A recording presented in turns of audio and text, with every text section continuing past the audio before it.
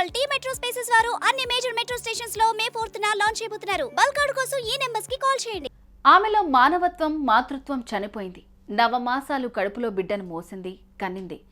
అప్పుడే పుట్టిన పసికందని దుప్పట్లో చుట్టి అమెజాన్ పార్సిల్లో వేసి ఇంటి బాల్కనీ నుంచి పడేసింది.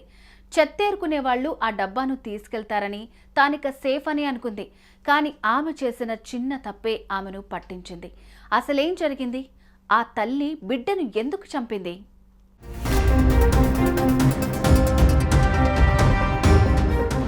అమ్మ అని పిలిపించుకోవడానికి దేవుళ్లను మొక్కుతున్న రోజులివి. ఒక్క బిడ్డను ప్రసాదిస్తే చాలు అనుకునే కాలం ఇది. కానీ ఈమె మాత్రం చదువుకున్న తెలివి కూడా ఉపయోగించకుండా తల్లిదండ్రులిచ్చిన స్వేచ్ఛను ఆసరాగా మార్చుకుంది. పెళ్లి కాకుండానే తల్లైంది. ఆ విషయం ఎవరికీ తెలియకుండా ఉండేందుకు చాలా కష్టపడింది. 9 నెలల బిడ్డను ఎవరికీ తెలియకుండా మోసింది. ఆ తర్వాత ఏం జరిగింది?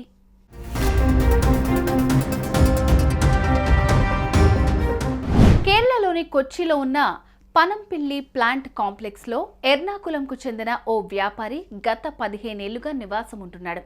ఇతనికి భార్య, కుమార్తె ఉన్నారు. ఒక్కగానొక్క కూతురు కావటంతో ఆమెకు ఇవ్వాల్సినంత ఫ్రీడమ్ ఇచ్చారు.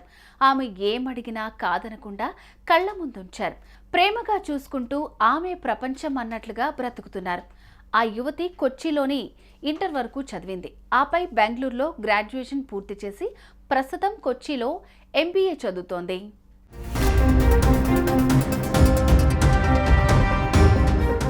అలా బిడ్డ ఏం చదువుతానన్నా సరే ఓకే అన్నారు తల్లిదండ్రులు.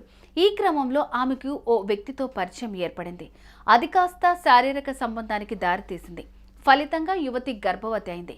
ఈ విషయాన్ని తల్లిదండ్రులకు చెబితే ఏం చేస్తారో అన్న భయం ఆమెకు చుట్టుకుంది. దీంతో అలానే బిడ్డనుంచుకుంది. 9 నెలల పాటు మోసింది. ఫ్రెండ్స్, కుటుంబ సభ్యులకు డౌట్ రాకుండా లూజ్ డ్రెస్సులు వేసుకుని మేనేజ్ చేసింది.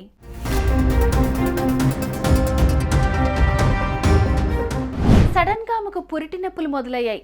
ఇంట్లో ఉన్న బాత్రూంలోకి వెళ్లి బిడ్డను కనింది. అనంతరం ఆ బిడ్డను ఏం చేయాలో ఆమెకు అర్థం కాలేదు. ఇంట్లో వాళ్లకు ఏం చెప్పాలో తెలియలేదు. బాత్రూమ్ అంతా రక్తపు మడుగులో ఉంది. వెంటనే బెడ్షీట్లో బిడ్డను చుట్టింది. ఆపై తన రూమ్లో ఉన్న అమెజాన్ పార్సిల్ బాక్స్లో ఆ బిడ్డనుంచింది. దాన్ని ప్యాక్ చేసి తన రూమ్ బాల్కనీ నుంచి బిడ్డను దూరంగా విసిరేసింది. రోడ్డుపై చెత్త క్లీన్ చేసేటప్పుడు ఆ బాక్స్ కూడా తీసుకెళ్తారని అనుకుంది.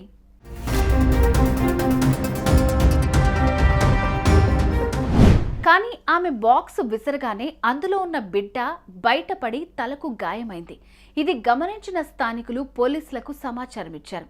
పోలీసులు అక్కడికి చేరుకుని బిడ్డను పరిశీలించగా అప్పటికే మృతి చెంది ఉంది. దీంతో ఆ పార్సిల్ డబ్బాపై ఓ అడ్రస్ ఉండడంతో ఆ అడ్రస్కు వెళ్లారు పోలీసులు. అక్కడికి చేరుకోగా ఇంట్లో ఉన్న దంపతులను, వారి అమ్మాయిని ప్రశ్నించి ఇంట్లో సోదాలు చేయగా బాత్రూంలో రక్తపు మరకలు ఉన్నాయి. దీంతో పోలీసులు యువతిని ప్రశ్నించడంతో అసలు విషయం చెప్పింది.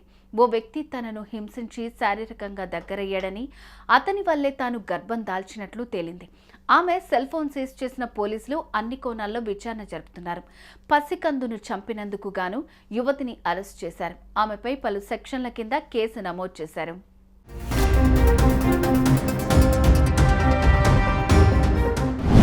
ఎవరైనా హింసిస్తున్నారంటే తల్లిదండ్రులకు చెప్పాలి, లేదా మరైతేనా చేయాలి. కానీ ఎవరికీ చెప్పకపోవటం ఆ యువతి చేసిన తప్పైంది. ఫలితంగా తన బిడ్డను చంపి హంతకురాలైంది. ఎంతో ఫ్రీడమ్ ఇచ్చిన తన కూతురు జైలు పాలవ్వడంతో ఆ తల్లిదండ్రులకు ఇప్పుడు కన్నీళ్లే దిక్కయ్యాయి.